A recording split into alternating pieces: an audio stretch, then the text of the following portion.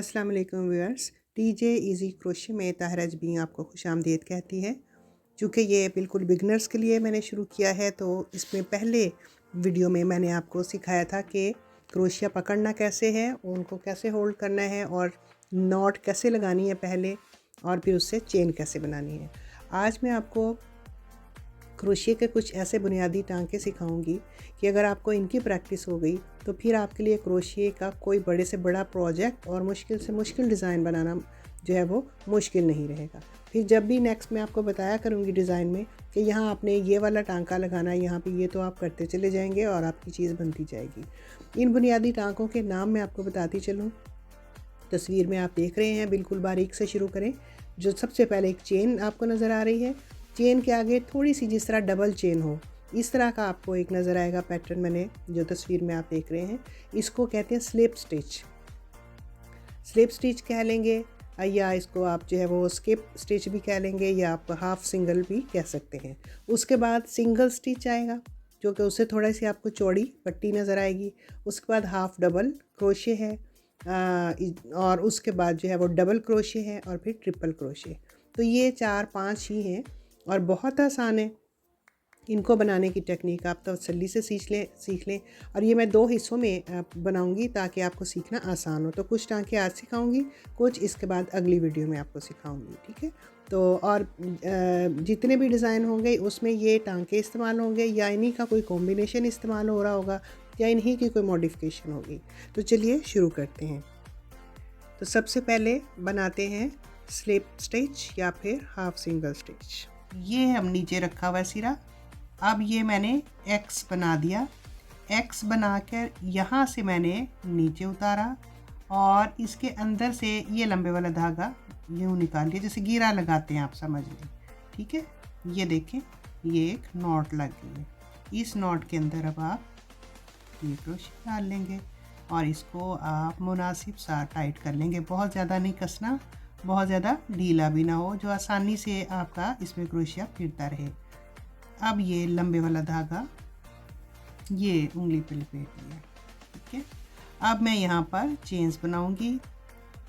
अब ज़रा मैं तेज़ बना लूँगी क्योंकि आप सीख चुके हैं, पहली वीडियो भी चेन पर ही थी। एक के बाद ये 2, 3, 4, 5, 6, 7, 8, 9, 10, 11। इसमें आपने ये पहले वाले को छोड़ देना, पहली चेन को, और दूसरी चेन में डायरेक्ट ये यहाँ से आपने ये इस तरीके से क्रोशिया डाल देना है। ये डाल के इसको आपने इधर से पकड़ा और यहाँ से इस उंगली से ज़रा आपने इसको सपोर्ट देते रहना ताकि ये होल्ड हुआ रहे, ठीक है। ये दोनों आपने होल्ड कर लिए। अब आपने ये क्रोशिया नीचे से घुमाया और ये सामने लेके आ गए। अब इन दोनों के अंदर से आपने ये इस तरीके से क्रोशिया गुजारना है, ये, ठीक है। फिर आप इससे अगले वाले में, ये अगला है, यहाँ से ये जो चेन है ना, इस चेन का ये जो सुराख है, आपने इसके अंदर से क्रोशिया ऐसे डाल देना है, ठीक है। ये आपने बहुत टाइट नहीं बनाए होंगे तो आसानी से गुजर जाएगा। फिर उसी तरीके से इसको अपने साथ लेते हुए उनको, और क्रोशिया का रुख जो है वो नीचे को होना चाहिए, इसकी हुक का। जब हुक नीचे होगी, ये आपने पकड़ के थोड़ा सा इसको भी खींचना है, हल्का सा स्ट्रेच करना है, यहाँ से होल्ड करना है, और इसका धागे को आपने जो है वो ये करके यहाँ से इसके अंदर से भी गुजार देना है। इस धागे की फिर आपने टेंशन नहीं लेनी, धागा खुद ही गुजर जाएगा आपका। क्रोशिया जहाँ जहाँ से गुजरेगा ना इसकी हुक, वहीं से ऊन भी गुजर जाएगी, या जो धागा होगा वो भी गुजर जाएगा। फिर आप देखें, आप इसे अगले वाले स्टिच के अंदर चेन में डालेंगे और उसी तरीके से ये नीचे से ऊपर, और ये धागा इसमें अटक गया, इसमें से भी गुजार लिया, इसमें से भी गुजार लिया। फिर ये उससे अगला है, ये नीचे से आ गया और ये इसमें से भी गुजार लिया, ठीक है। अब आप ये देखेंगे, ये उससे अगले में नीचे से लेके आके इन दोनों में से गुजर गए। तो एक चेन के ऊपर आप देखेंगे, ये चेन ऐसे आई थी इसके ऊपर एक चेन ऐसे जुड़ती जा रही है। ये कई जगहों पे आपको ये भी स्टिच इस्तेमाल करना पड़ सकता है। ठीक है, तो अब ये आप देखिए, ये इस तरीके से ऊन लेके और डायरेक्ट इसमें से गुजारते जा रहे हैं हम। ये फिर ये बस सिर्फ आपको हुक में इस धागे को या जो भी आप यूज़ कर रहे हैं उसको आपको अटकाना आ गया, इन चीज़ों को होल्ड करना आ गया, तो क्रोशिया आपके लिए बहुत आसान है। अगर शुरू में मुश्किल लगे तो आपने घबराना नहीं है, जितनी प्रैक्टिस करेंगे उतना ही ये आपको आता जाएगा। और उसके बाद डिज़ाइन बनाना तो फिर कोई मसला ही नहीं है। ठीक है, सो ये अगली चेन ऐसे यहीं से आप इस ऊन के नीचे ही ले जाएं और ऊपर से क्रोशिया को ले आएँ और ये धागा साथ ही अटका हुआ आ जाएगा और इन दोनों में से आराम से गुजर जाएगा। ये पकड़ा, ये अगली चेन है। अगली चेन में से जैसे ही क्रोशिया गया समझिए साथ ही इस ऊन के भी बाहर वाली के भी नीचे जाके इसको यहाँ से उठा के यूँ कर लें और फिर इस हुक में से ला के ये ऐसे कर लें। ठीक है, फिर ये उससे अगली चेन और ये उसमें से आ गया। ठीक है, ये आपका मैंने हाफ सिंगल स्टिच आपको बताया है। और अब आप ये देखें कि ये 2 चेन्स लग रही हैं जिस तरह वो आपस में जुड़ी हुई हों। और मैं अभी ये बना रही हूँ, इसके बाद मैं आपको ये सारे स्टिच जो हैं साथ रख के कंपेयर करके भी दिखाऊंगी। ठीक है, अब मैं फिर इसको यहाँ पे ख़त्म कर रही हूँ। अब ये हमारी ऊन चल रही थी इस वक्त, तो हम इसको इसके अंदर से गुजार देंगे और ऐसे करेंगे तो ये सिक्योर हो गया। ठीक है, ये है हाफ सिंगल स्टिच, इसको भी हम साइड पे रखते हैं। अब मैं आपको बताऊंगी सिंगल स्टिच। सो सिंगल स्टिच के लिए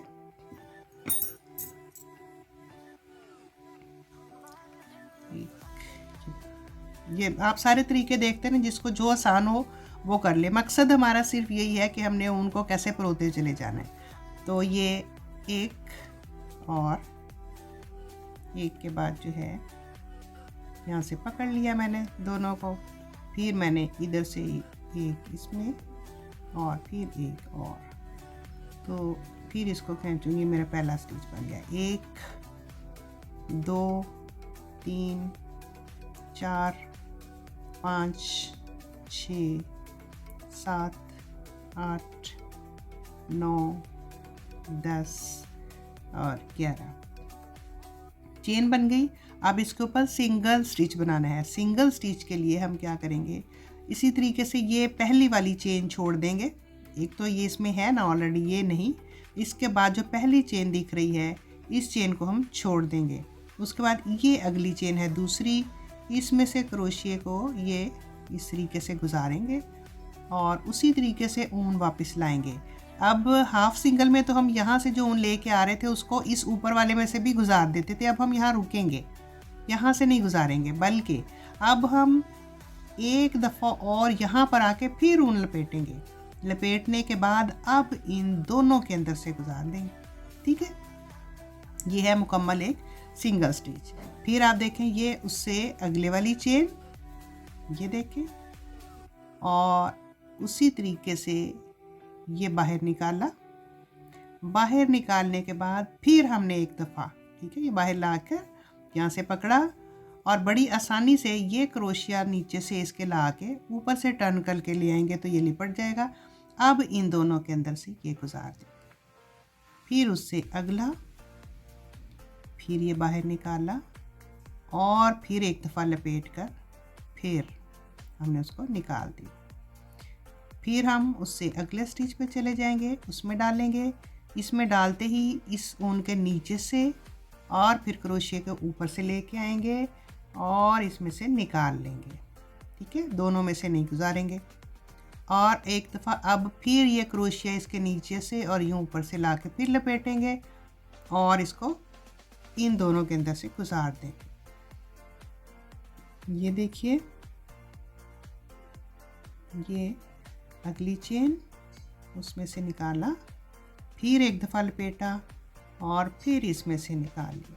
ठीक है, फिर ये उससे अगली चेन है, फिर उसी तरीके से उसको ले लिया और फिर लपेट कर बाहर निकाल लिया उसमें से। ये अगली चेन में से गुजारा, साथ ही इस ऊन के नीचे से, फिर क्रोशिया ऊपर से घुमा के ले आए, इसके अंदर से निकाल लिया, फिर एक दफ़ा फिर ये धागा लपेटा और फिर इसके अंदर से निकाल लिया। ये फिर इसके नीचे से निकाला और फिर एक दफ़ा लपेटा और इन दोनों में से गुजार दिया। फिर ये अगला स्टिच उसी तरीके से निकाला, फिर नीचे से ये लिया और इन दोनों में से गुजार दिया। अब आप ये देखें, ये हमारा सिंगल स्टिच जो है वो तैयार हो गया है। सिंगल स्टिच के बाद में इसको भी कट करने लगी हूँ। ये देखिए, वीडियो कुछ लंबी लगेगी लेकिन आप इसको ठहर ठहर के देख लें, पूरा देख लें। एक दफ़ा पूरा देखेंगी तो आपको कंपैरिजन पता चलेगा कि किस तरीके से स्टिच में आहिस्ता आहिस्ता डिफरेंस आ रहा है और फिर वो स्टिच जो है वो नज़र कैसा आ रहा है। ठीक है, ये आपका सिंगल स्टिच। अभी मैं सारे जब आखिर में दिखाऊंगी तो फिर इनका आपको कंपैरिजन प्रॉपर तरीके से समझ आ जाएगा। आज के लिए इतना ही। अल्लाह हाफ़िज़।